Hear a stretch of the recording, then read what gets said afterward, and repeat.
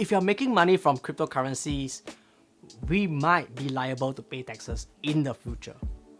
And this was an article posted on the Straits Times newspaper, and how can this potentially affect those that are holding cryptocurrencies?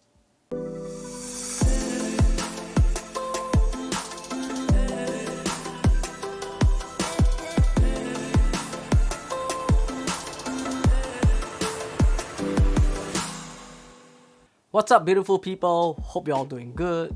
And at the time of recording, the crypto market is still in a slump and it's kind of moving sideways or a little bit downwards. But this might be a good time to start buying some crypto. But when I read the news articles 2 days back, I was a little bit hesitant. The article was published on the 20th of November with the headlines, "Making money with cryptocurrency? The taxman may call on you." So for those of you that don't know, in Singapore, we have a few taxes that we pay for and many of us complain about how high they are. We've got income tax, property tax, alcohol tax, tobacco tax, corporate tax, and GST, which is goods and services tax. But there is one tax that we don't have, which is capital gain taxes. So what is capital gain taxes? Capital gain taxes are a set of taxes that one will have to pay from the profit of an investment. So if you've bought a stock at $10 and sold it for $15 and you realize a $5 profit, that $5 will be considered a taxable amount. And this tax rate is pretty high in the US, which can go up to 20% if your gains are more than $445,000, which means that the amount you earn from this investment, you will have to pay around $90,000 in taxes, which is pretty insane. And with crypto minting more and more millionaires, this led to the US implementing a cryptocurrency tax rate. And guess what? The tax rate starts at 10% if you're single with a net profit of $0 to $9,950, all the way to 37% if your profit is more than $523,601. This essentially means that once you have crypto gains, almost 40% of the gains goes to the government. But luckily for us in Singapore, we don't have that just yet. So for now, in Singapore, we have a zero capital gain tax system, which means that we keep whatever profits we make from the various investments that we do, except for property. So one thing that struck me in the article is this, and I quote, "As a starting point, investors should understand that there is nothing magical about cryptocurrency that takes it out of the tax system." Which makes me wonder what is so magical about stocks and bonds in the Singapore market. Because when we trade stocks, be it in the Singapore SGX, Nasdaq, New York Stock Exchange, the only taxes we pay is GST, which is charged by the services that the broker provides, and the US tax, which is charged by the US government. But if you are trading on the SGX market, there is no taxes to be paid for. But nonetheless, this article is in the national papers and it did rock some boats. Because the crypto space is not only for traders, but we have people who support the network by staking or by mining. And we also have youth farmers who leverage on DeFi for gains. So these three categories of users of crypto do get rewarded with cryptocurrencies, but they all perform different functions for the crypto space. And the article neatly expresses the potential taxes that each category might have.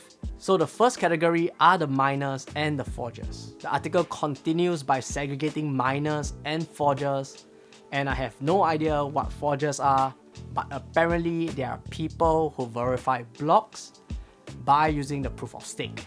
And it mentions in the article again that there needs to be a clear distinction between recreational mining and hobby mining. So if you're hobby mining, you don't have to pay taxes, but you're not able to claim these miners as expenses for tax relief, which I think is pretty fair. But for forging or proof of stake tokens, it's a grey area because technically you don't need to purchase equipment unlike mining, but you need to purchase tokens to gain rewards. And according to the article, IRAS has not expressed any guidance for forging. So the second category is the traders and the hodlers. And it will probably affect most of us who are buying low and selling high, and even the hodlers as well. So this portion becomes a little bit unclear because it says in the article, in such cases, taxability of any gains from these activities would largely depend on how the activities are precisely carried out. An article continues saying that there's an indica in tax law that is used to assess if one is a trader or not. And therefore, by buying or selling cryptocurrencies could become a taxable income. Because buying and selling cryptocurrencies very frequently with the intention to make quick profits might result in a taxpayer being considered as a trader. But it goes on to say that even if one hodls crypto, it may nevertheless be taxed as income due to the tax provision which sweeps up and taxes all miscellaneous income. And lastly, we have the DeFi users who are on board with DeFi. So DeFi, which is decentralized finance, are like decentralized banks, which enables users to borrow and loan out money without KYC. And all you need is to have collateral to borrow against, and you'll be able to get additional money without selling your cryptocurrencies. Unfortunately, in Singapore, we do have a Money Lendings Act, which makes DeFi a minefield for legal reasons. And to loan out money, one would require a money lending license, which to be frank isn't the easiest to get because of the prerequisites that it has. But as far as taxation is concerned, interest payments could be potentially taxable as income. So I do have my concerns as well after reading the article, but here are my personal thoughts.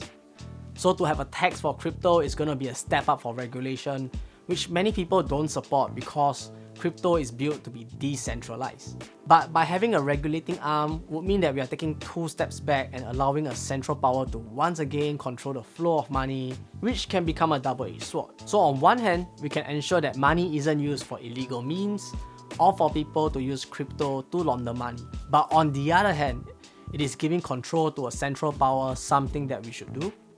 And how is this potential tax going to affect the DeFi space? Because technically in DeFi, no one has any idea who they are lending the money to or whom they are borrowing from. Because there's no KYC and all you need is just a wallet to start borrowing money. But do let me know in the comments down below, what are your thoughts of crypto getting taxed in Singapore?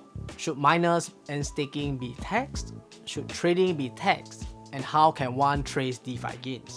So if you haven't, do drop a like, subscribe, and I'll see you on Monday, Wednesday, and sometimes Friday.